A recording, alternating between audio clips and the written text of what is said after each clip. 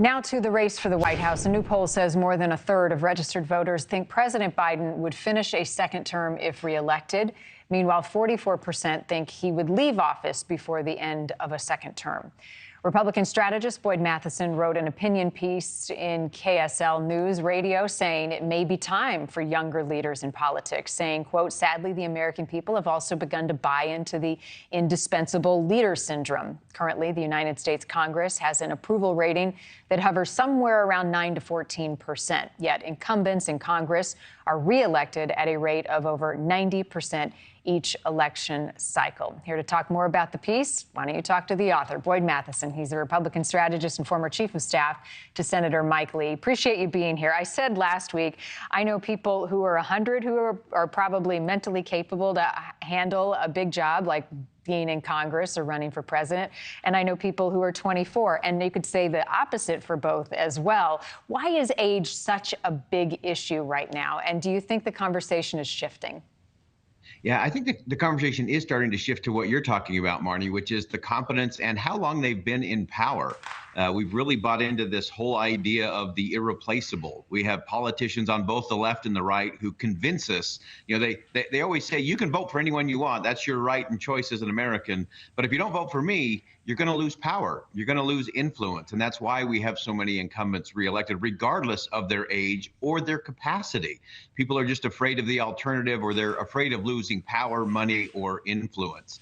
And so the problem is when we treat people as being irreplaceable, they become irreplaceable, and they stay around far too long. And so the challenge for we the people, the test, is really if we start to treat our politicians as replaceable, which they are, then these politics and all the hyper-partisanship goes away, because the politics will be less consequential to our lives, because government will be less consequential in our lives.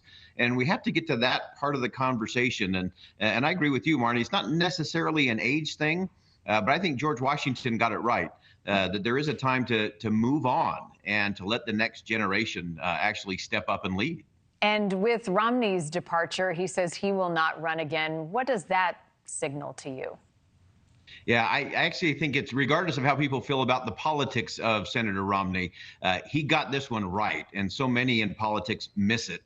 Senator Romney was, in essence, saying, I trust the American people. I trust the institutions of government. I trust the people of Utah to pick someone who can then step forward and do that. And I think he did channel a little bit of Washington there. You know, Washington was one of the few in world history to be the commander of the conquering forces and not assume absolute power. Everyone said he was irreplaceable. A lot of people wanted him to be king. And he said, that's not good for the nation. That's not good for a constitutional republic.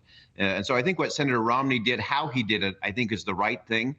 He talked about both sides. He talked about President Biden being incapable and former President Trump being unwilling to lead in a way that the nation actually needs right now. And so I think it's a good model. I think it's a good time for all of us to reflect on, what do we actually want out of our elected officials, and should they be there that long?